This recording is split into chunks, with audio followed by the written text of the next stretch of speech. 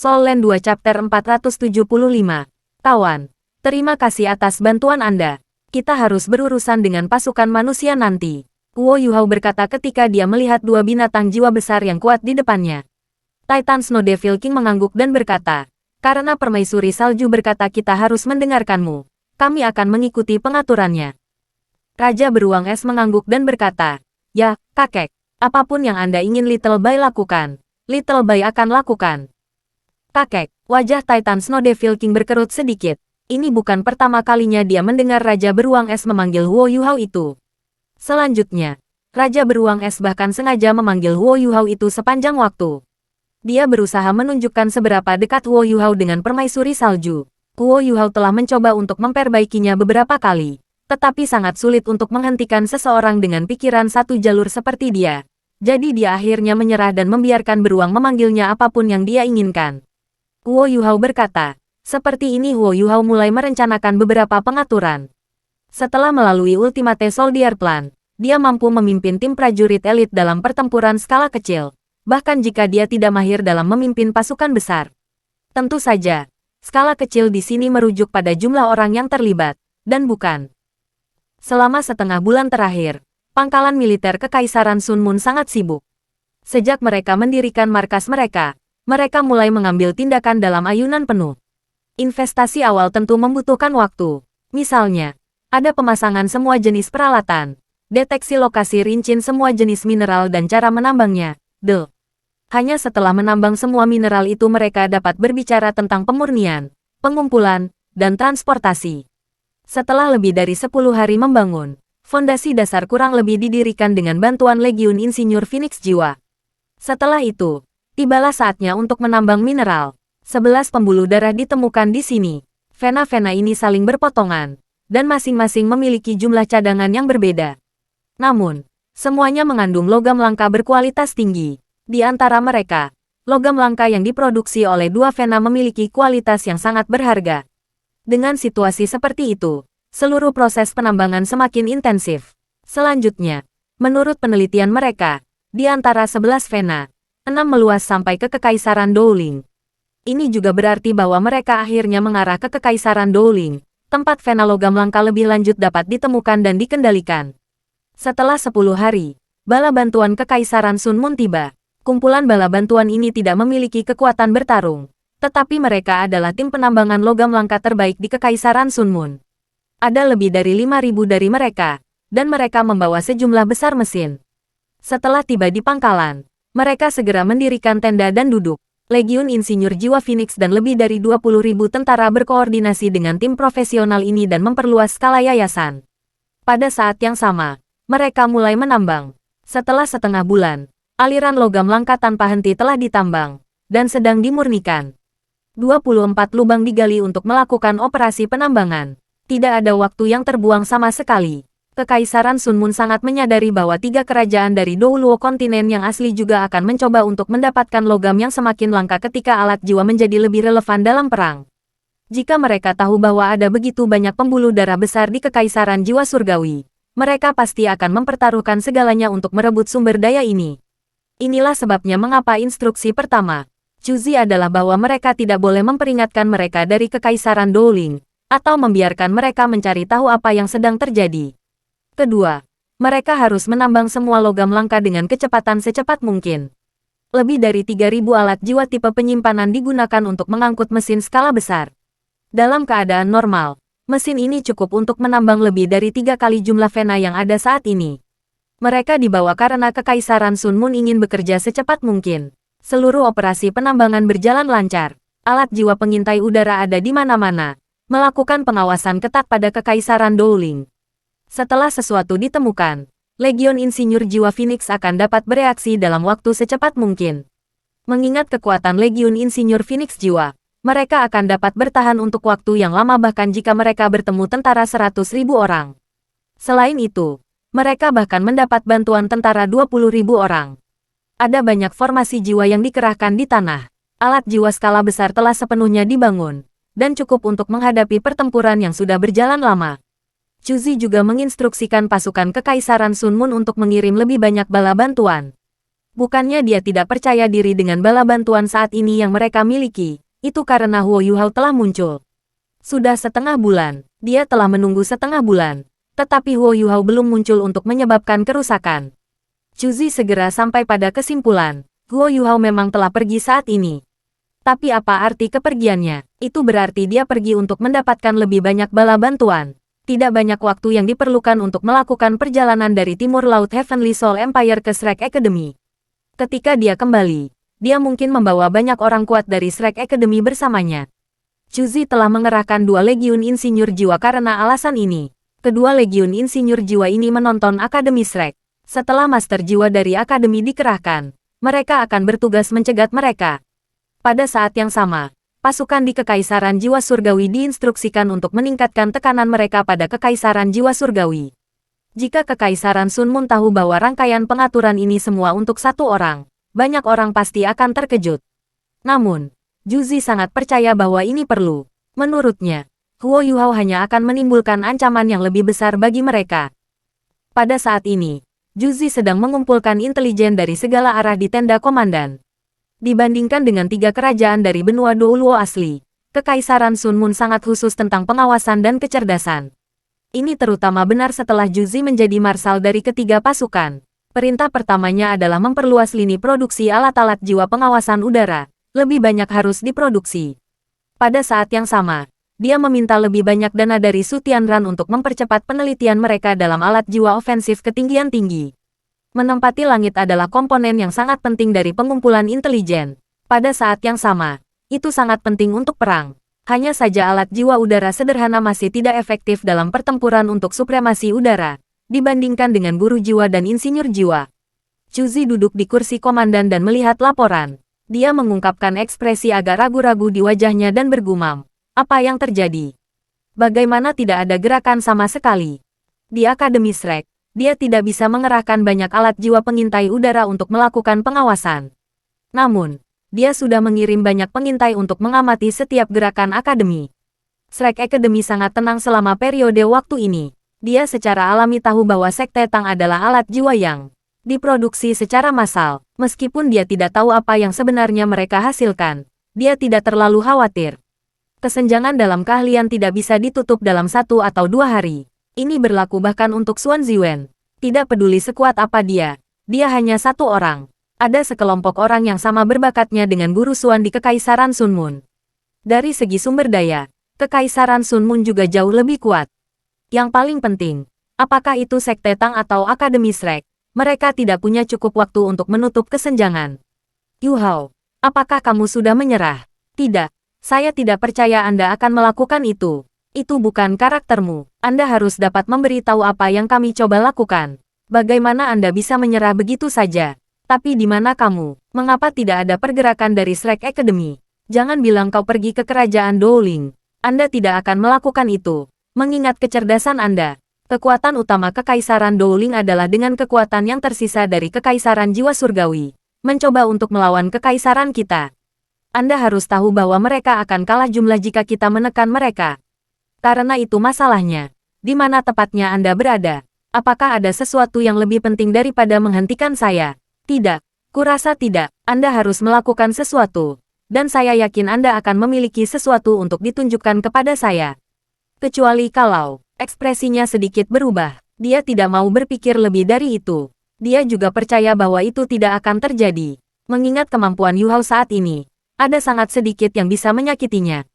Chuzi mengejek dirinya sendiri dan sedikit kesal ketika dia berkata, ketika kamu pergi, aku terus khawatir bahwa kamu akan kembali. Namun, Anda belum muncul begitu lama, dan tidak ada kecerdasan. Saya mulai khawatir tentang keselamatan Anda. Aku benar-benar curiga apakah aku akan mampu bersikap kejam kepadamu ketika aku menghadapimu lagi. Yuhao, kamu tahu betapa aku tidak ingin menumpangkan tangan kepadamu. Jika Anda bisa bekerja sama dengan saya, itu akan sangat bagus. Jika itu masalahnya, aku akan lebih percaya diri menaklukkan dunia ini. Kamu di mana? Saya perlu memiliki berita tentang Anda. Kalau tidak, saya mungkin benar-benar pergi dan menemukan Anda jika ini terus berlanjut. Chuzi terus menggumamkan nama Huo Yuhao di tenda. Namun, dia tidak tahu bahwa dia tidak kurang dari 10 km darinya. Selanjutnya, dia ada di udara. Jika dia mau, dan jika tidak ada perlawanan, dia bisa muncul di depannya dalam waktu kurang dari 10 menit. Itu benar, Guo Yuhao ada di udara sekarang, bersembunyi di balik awan. Saat dia melayang di udara, Guo Yuhao diam-diam mengamati kamp. Cuaca di ekstrim North sangat bagus hari ini. Lebih tepatnya, angin di ekstrim North sangat kuat hari ini. Pada ketinggian tertentu, jarak pandang jauh lebih besar daripada daratan. Sangat sulit untuk menemukan awan seperti yang disembunyikan Guo Yuhao. Selanjutnya, awan ini bergerak dengan kecepatan yang sangat tinggi. Banyak alat jiwa pengintai udara di kejauhan sedang dipantau oleh Guo Yuhao.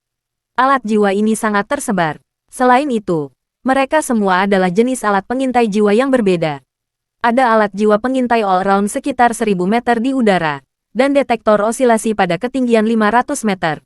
Bahkan ada detektor panas pada ketinggian 200 meter. Alat jiwa pengawasan udara sangat tersebar. Tidak diragukan lagi, mereka telah belajar pelajaran ketika Guo Yuhao telah menghancurkan banyak dari mereka sekaligus. Ada lebih banyak dari mereka sekarang, dan mereka semua bubar. Selain itu, mereka melakukan pengawasan yang lebih mendalam untuk mencapai hasil yang lebih besar. Tentu saja, ini membutuhkan lebih banyak upaya untuk diinvestasikan. Pada titik itu, Juzi secara alami tidak berhemat sama sekali. Setelah periode pengamatannya, Guo Yuhao menemukan bahwa alat jiwa pengintai udara tidak hanya melindungi pangkalan militer di bawah ini. Mereka juga diarahkan menuju Kekaisaran Douling. Itu tidak berlebihan untuk mengklaim bahwa pasukan Kekaisaran Douling akan ditemukan selama mereka datang dalam jarak 30 km dari pangkalan. Apa yang akan terjadi kemungkinan adalah serangan dari Legion Insinyur Jiwa Phoenix yang diarahkan pada mereka. Guo Yuhao masih terpesona saat ini. Dia sangat terkesan dengan standar profesional Kekaisaran Sun Moon. Hanya dalam waktu setengah bulan, ukuran pangkalan sudah 10 kali lebih besar daripada ketika dia pertama kali di sini. Ada juga lebih banyak orang di sekitar. Dia belum melihat banyak alat jiwa berskala besar. Semua alat jiwa digunakan, tetapi polusi suara yang mereka ciptakan tidak terlalu tinggi. Dia kurang dari 3000 meter di langit sekarang, tetapi tidak ada suara dari bawah yang terdengar di ketinggian ini. Terbukti, Kekaisaran Sun Moon telah melakukan pekerjaan besar dalam meminimalkan polusi suara. Meskipun Guo Yuhao tidak terlalu berpengalaman dalam penambangan logam langka, dia bisa tahu dari skala operasi penambangan mereka bahwa jumlah cadangan di tambang itu sungguh luar biasa. Kekaisaran Sun Moon tidak akan mengambil banyak waktu untuk menambang semua logam, mengingat skala operasi penambangan mereka. Dari langit, semuanya jernih. Ada lebih dari 20 terowongan tambang. Potongan biji terus-menerus diangkut keluar dari lubang ini. Ini bisa menjadi logam langka yang sangat berharga, dan digunakan untuk inti alat jiwa setelah dimurnikan. Guo Yuhao juga seorang insinyur jiwa. Meskipun dia jauh, dia masih bisa mengenali beberapa logam langka yang lebih khusus. Mengingat jumlah logam langka yang mereka miliki, itu secara alami berarti bahwa semakin banyak senjata dapat diciptakan oleh Kekaisaran Sun Moon. Meskipun hal yang sama akan terjadi jika dia adalah orang dengan logam langka, setidaknya Tang Sekte dan Shrek memproduksi senjata untuk menghentikan perang dan menahan invasi. Rencana Guo Yuhao sangat sederhana. Pertama, dia ingin membutakan tentara Kekaisaran Bulan Matahari ini sebelum memimpin pasukan Titan Snow Devil untuk menyerang mereka. Titan Snow Devil King sangat tidak yakin dengan rencana ini. Menurutnya, jumlah orang di sini tidak cukup untuk menimbulkan ancaman terhadap Snow Devil's Titan. Dalam beberapa serangan, semua orang dari Kekaisaran Sun Moon pasti akan terbunuh.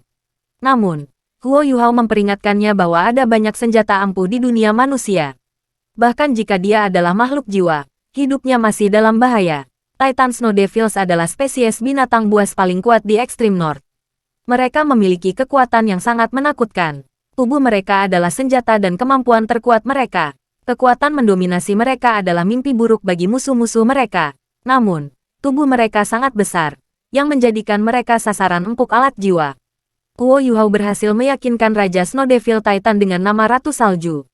Dia ada di sini untuk membantu. Dia tidak ingin seluruh spesiesnya terluka parah karena dia. Jika itu masalahnya, dia juga tidak akan bisa bertanggung jawab kepada Ratu Salju.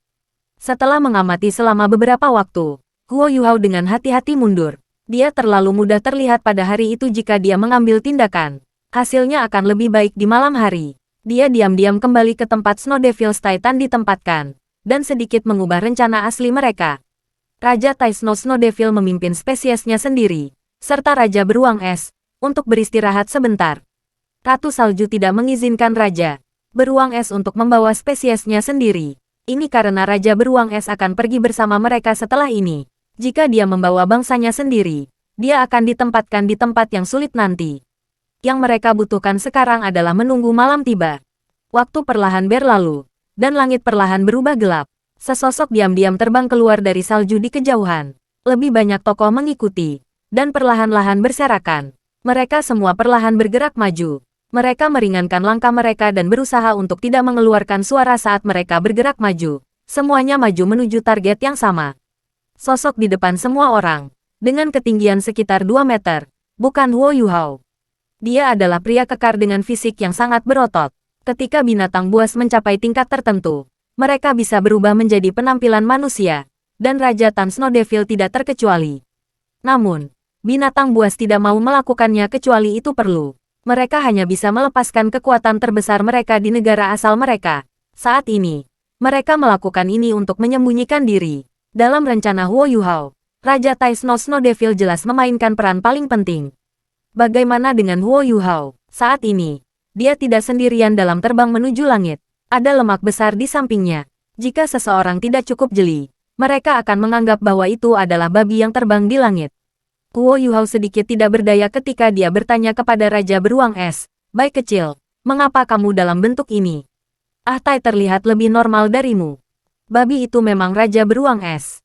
Saat ini, Ice Bear King seperti manusia berbentuk bola. Dia terbang di samping Huo Yuhao dengan perutnya yang besar. Dia bisa meluncur sebanyak yang dia inginkan. Dia juga tidak mengenakan apa-apa. Bagaimanapun, dia tidak bisa masuk ke dalam pakaian Huo Yuhao. Dagingnya bulat, dan bahkan kepalanya berbentuk bola. Penampilannya sangat menarik. Raja Beruang Es tertawa dan berkata, "Kakek, kamu tidak tahu tentang ini. Ketika saya pertama kali berubah menjadi manusia, saya secara khusus bertanya kepada ibu. Dia berkata bahwa dia menyukai saya dalam keadaan gemuk saya. Itu sebabnya saya memilih tampilan ini. Saya terlihat keren. Lihatlah lemakku. Itu tidak mengubah betapa menariknya aku rasa." Huo Yuhao memukul dahinya. Bagaimana seseorang bisa menggambarkan rasa sebagai hal yang menarik? Namun, dia tidak mengatakan apa-apa lagi. Bagaimanapun, dia sudah dalam kondisi ini. Tidak mungkin itu bisa diubah. Di bawah pengaruh imitasi Huo Yuhao, mereka perlahan menyembunyikan diri dan terbang ke kejauhan. Alasan mengapa dia telah mengawasi tempat itu sebelumnya adalah karena dia perlu memverifikasi daerah yang dicakup oleh alat jiwa pengintai udara Kekaisaran Sun Moon. Setelah pengawasannya di siang hari, Huo Yuhao sudah memiliki rencana di benaknya. Karena Kekaisaran Sun Moon terutama menonton Kekaisaran Douling, mereka bisa menyelinap masuk dari sisi lain. Dengan cara ini, mereka bisa mendekati. Begitu mereka mengambil tindakan, mereka juga bisa menembus markas Kekaisaran Sun Moon lebih cepat. Huo Yuhao memimpin Little Bai semakin tinggi ke langit. Bai kecil adalah binatang buas. Sementara dia terlihat gemuk, dia sebenarnya lebih cepat dari Huo Yuhao setelah dia mulai terbang. Namun, dia lebih mengagumi Huo Yuhao saat ini. "Kakek, berbagi deteksi spiritualmu sangat menyenangkan. Saya bisa melihat sejauh ini meskipun sangat gelap. Haha, lihat, Ah Tai masih berjalan dengan bodoh. Lihat dia. Dia sangat kecil. Sangat menyenangkan. Diam, kalau tidak, aku akan meminta ibumu untuk memukulmu." Huo Yuhao hanya bisa berbalik melawan Bai kecil yang mengoceh. Bai kecil segera tenang. Setelah berubah menjadi manusia, matanya menjadi sedikit bergeser. Dia memohon, "Kakek, jangan lakukan itu. Saya akan diam." Huo Yuhao sedikit geli, dan berhenti menghiburnya. Deteksi spiritualnya tidak hanya terkait dengan Little Bai. Itu juga dikaitkan dengan Raja Tai Snow Devil di bawah ini. Ini membantu komandonya melalui pengawasan dan deteksi. Saat ini, dia berada 1000 meter dari tanah. Ini adalah beban besar pada kekuatan spiritualnya. Mengingat seberapa jauh dia harus melepaskan berbagi deteksi spiritualnya. Tanpa inti jiwanya, dia tidak akan mampu melakukannya. Segera, Snow Devil's Titan berhenti atas perintahnya. Mereka bersembunyi di balik gunung yang tertutup salju. Gunung ini sedikit lebih dari 20 km dari pangkalan Kekaisaran Sun Moon. Itu juga batas alat jiwa pengawasan udara. Karena Titan Snow Devils yang lain tidak dapat menjadi manusia, mereka ditempatkan lebih jauh, dekat jarak 25 km. Mereka berjongkok dan diam-diam menunggu instruksi. Titan Snow Devils ini dengan mudah diperintahkan melaksanakan instruksi Titan Snow Devil King tanpa ada pertanyaan. Ini membuat pekerjaan Huo Yuhao jauh lebih mudah. Saat ini, Huo Yuhao dan Little Bai sudah dekat dengan batas alat jiwa pengintai udara. Huo Yuhao tersenyum dan berkata, ini akan tergantung pada kita selanjutnya. Ayo, ayo pergi. Saat dia berbicara, sosoknya melintas, dan dia duduk di bahu Little Bai. Dalam hal budidaya, mereka jauh dari satu sama lain. Pekerjaan berat naik ke langit secara alami lebih mudah bagi Little Bai. Bai kecil menendang kakinya di langit. Tindakannya tampak sangat canggung, tetapi tubuhnya melonjak seperti peluru meriam besar. Dia bahkan lebih cepat daripada Duke Harimau Putih. Huo Yuhao duduk sangat stabil di pundaknya, seperti paku yang telah dipakukan di bahu Ice Bear King. Angin di sekitarnya dengan cepat melintas, dan suhunya terus turun. Lingkungan mereka juga menjadi semakin sunyi. Temperatur rendah tidak berpengaruh pada keduanya. Setelah mencapai ketinggian 4.000 meter, Little Bai mulai melambat. Huo Yuhao menyaksikan apa yang terjadi di bawah.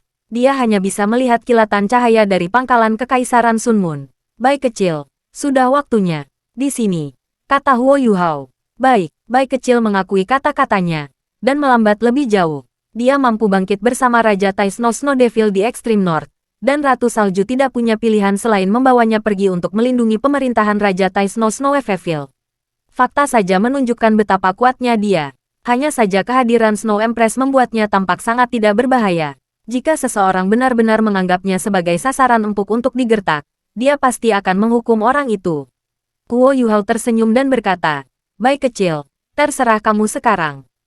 Tidak masalah, biarkan saya tunjukkan betapa baiknya saya. Bai kecil berteriak senang. Dia dan Raja Tai Snow Snow Devil tampaknya memiliki semacam ketidaksukaan satu sama lain. Di masa lalu, mereka akan selalu bertarung setiap kali mereka melihat satu sama lain. Meskipun dia tidak bisa melawan Titan Snow Devil King kali ini karena permaisuri salju, pola pikir kompetitif itu tidak hilang. Kali ini, Raja Tai Snow Snow Devil ada di tanah, sementara dia ada di udara. Dia senang, dia bahkan berpikir bahwa Huo Yuhao lebih di sisinya. Faktanya, Huo Yuhao telah membawanya ke udara karena dia lebih mahir mengendalikan unsur-unsur. Sedangkan Raja Titan Snow Devil secara fisik lebih kuat, dan lebih cocok untuk serangan langsung. Itulah satu-satunya alasan. Rengekan bernada rendah mulai beresonansi dari mulut Little Bai. Lengannya yang tebal dan gemuk menjulur ke kedua sisi.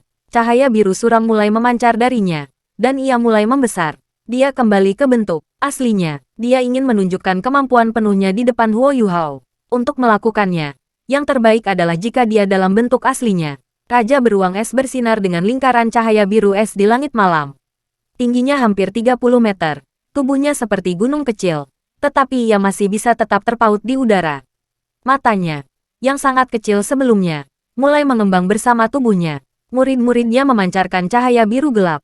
Cahaya ini mengalir keluar dari matanya seolah-olah itu cair. Undulasi kekuatan jiwanya yang sangat besar mulai perlahan tapi pasti menyebar. Mereka bahkan kental saat mereka merembes darinya. Saat ini, dia berada di atas Huo Yuhao. Huo Yuhao hanya bisa merasakan gelombang kekuatan jiwa yang menakutkan yang dilepaskan oleh Raja Beruang Es. Mungkin dia tidak stabil, sekuat, dan sekuat di Tian. Tetapi undulasi kekuatan jiwa yang dia lepaskan saat ini jelas jauh lebih kuat daripada Transcendent Douluo. Lebih jauh lagi, dia menakutkan. Dia seperti kastil bergerak yang tak tertembus. Raja Beruang Es meraung. Kekuatan jiwanya yang sedingin es mulai berputar di sekitar tubuhnya. Dia terus mencurahkan kekuatan jiwanya. Sementara elemen es di udara mulai berkumpul ke arahnya dengan kecepatan yang mengkhawatirkan. Posisi Huo Yuhao berada di tidak terpengaruh sama sekali. Dia berhasil mengamati dengan deteksi spiritualnya bahwa ada bola cahaya biru di depan dada Ice Bear King, dalam bentuk angin puyuh. Itu harus menjadi inti jiwa Raja Beruang Es. Dibandingkan dengan inti jiwa Huo Yuhao sendiri, inti jiwa Ice Bear King jauh lebih besar. Itu bahkan terletak di dadanya. Saat inti jiwa besar ini berputar, kekuatan jiwa Raja Beruang Es itu sendiri sepertinya mengalir tanpa batas. Elemen es di udara dengan cepat menguat. Huo Yuhao heran melihat beberapa awan jauh mulai melayang ke arah mereka ketika Raja Beruang Es melepaskan kekuatan jiwanya. Mereka berubah menjadi kepingan salju yang tak terhitung jumlahnya yang menari-nari di sekitar sosok besar Ice Bear King. Raungan bergema terus-menerus dari Ice Bear King. Perlahan, angin puyuh besar terbentuk dari es dan salju muncul di udara, berputar sangat cepat. Hal yang paling menakutkan adalah ia berkembang dengan cepat juga. Hanya dalam hitungan detik, area yang dikuasai Ice Bear King berdiameter lebih dari 1000 meter. Sama seperti Snow Empress telah sebutkan, Semua binatang berjenis es jauh lebih kuat di ekstrim North. Ini juga berlaku untuk Raja Beruang Es. Jika mereka lebih jauh ke selatan, suhu udara tidak akan terlalu rendah. Jika dia ingin melakukan sesuatu seperti ini, dia harus menggunakan setidaknya 20% lebih banyak kekuatan jiwa. Angin puyuh besar masih berkembang dengan cepat, mulai dari 1.500 meter menjadi 2.000 meter, menjadi 2.500 meter, dan kemudian menjadi berdiameter 3.000 meter. Jika bukan karena kenyataan bahwa hari ini sangat gelap, dan mereka berada 4.500 meter di langit, angin puyuh yang menakutkan akan segera ditemukan. Sangat disayangkan bahwa alat jiwa pengintai udara Kekaisaran Sun Moon tidak bisa melihat apapun di ketinggian seperti itu. Ketinggian 5.000 meter mengancam seluruh kehidupan. Raungan Raja Beruang Es perlahan-lahan tumbuh semakin kuat. Kekuatan jiwanya masih dilepaskan pada tingkat yang meningkat. Angin puyuh tampaknya tidak terbatas sekarang. Itu dipertahankan pada kecepatan konstan, tetapi diameternya perlahan mencapai 4.000, dan kemudian 5.000 meter. Itu adalah pertama kalinya Huo Yuhao melihat binatang buas melepaskan kemampuan penuhnya. Itu sangat menakutkan. Jika Raja Beruang Es menunjukkan kemampuan luar biasa, seberapa kuatkah Ditian? Jika bukan karena fakta bahwa Penatua, Xuan dan Penatuamu telah bekerja sama untuk melawan Ditian, Akademi Shrek akan dihancurkan. Binatang buas memang makhluk menakutkan yang sama yang pernah memerintah benua Douluo. Ice Bear King telah berubah menjadi biru sedingin es. Bulu awalnya putih seperti kristal es sekarang. Aura dominannya masih tumbuh semakin kuat. Namun, ukuran angin puyuh berhenti tumbuh ketika mencapai diameter 5.000 meter. Satu-satunya hal yang berubah adalah kecepatannya. Di bawah kendalinya, itu mulai berputar lebih cepat. Perlahan-lahan, suara desing tajam dan hembusan angin yang bertiup dari telinga mulai bergema di udara. Suara itu membuatnya tampak seperti udara akan terkoyak. Selain itu, suhu di sekitar angin puyuh mulai turun secara signifikan. Kepingan salju yang menari perlahan berubah menjadi serpihan es yang tajam. Di bawah pengaruh angin yang kencang, mereka berubah menjadi senjata yang menakutkan dan mematikan. Raja Beruang Es itu berseru kegirangan. Dia mengangkat telapak tangannya sebelum meniru tindakan yang menekan. Tubuhnya mulai bersinar dengan cahaya biru sedingin es. Angin puyuh menyimpang dari kendalinya, dan mulai turun. Saat turun, itu mulai berkembang lagi, karena Raja Beruang Es tidak lagi mengendalikannya. Diameter 5.000 meter hanyalah awal. Badai salju akan datang. Ini adalah keterampilan jiwa bawaan dari Ice Bear King, Blizzard. Itu benar-benar badai salju. Keterampilan jiwa bawaannya hanya disempurnakan dengan saran Ratu Salju. Bahkan seseorang yang sekuat Titan Snow Devil King harus menghindari Ice Bear King es Blizzard. Satu-satunya alternatif adalah menghentikan Raja Beruang Es untuk melepaskan versi lengkap Blizzard-nya. Blizzard-nya mengamuk di udara. Mata angin yang tajam dan serpihan es yang menusuk tulang menyapu seluruh langit. Segera, area yang tertutup angin puyuh adalah 10 kali ukuran aslinya. Dari atas, Huo Yuhao dapat dengan jelas melihat bahwa Blizzard ini sebenarnya telah menutupi seluruh markas, dan bahkan sebagian besar alat pengintai jiwa. Dia terlalu kuat. Meskipun dia memiliki penilaian sendiri tentang Raja Beruang Es, dia benar-benar menyadari bahwa Raja Beruang Es sangat kuat, meskipun dia sangat berpikiran sederhana. Raja Beruang Es memukul telapak tangannya di dadanya dan berteriak penuh semangat. Sebagian elemen es yang mengamuk di udara mulai berkumpul ke arahnya, dan dia menyerapnya ke dalam tubuhnya untuk mengisi kembali dirinya. "Kakek, bagaimana? Saya cukup baik, bukan?" Raja Beruang Es bertanya. "Senang." Huo Yuhao mengangguk dan berkata, "Hebat, kami akan menunggu hasilnya sekarang." Mengingat badai salju, bahkan deteksi spiritualnya sedikit tidak efektif. Dia membutuhkan waktu agar keterampilan jiwa Raja Beruang Es yang menakutkan dilepaskan sepenuhnya sebelum memutuskan apakah itu efektif. Adapun Kekaisaran Sun Moon, ia hanya bisa berdoa untuk mereka. The Ice Bear King es Blizzard terlalu kuat. Chuzi sedang menyelesaikan beberapa masalah administrasi di tenda komandan ketika dia menyadari bahwa angin di luar sepertinya sudah semakin kuat. Deru angin semakin kencang. Dia bahkan merasa bahwa lampu jiwa di tenda mulai sedikit berkedip. Apakah ada angin kencang di luar? Dia mengambil mantelnya dari kursinya dan mengenakannya sebelum meninggalkan tenda.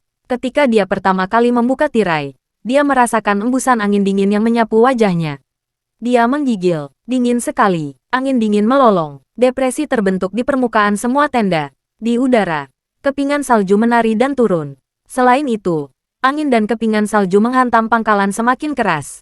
Mengapa ada badai salju yang begitu kuat?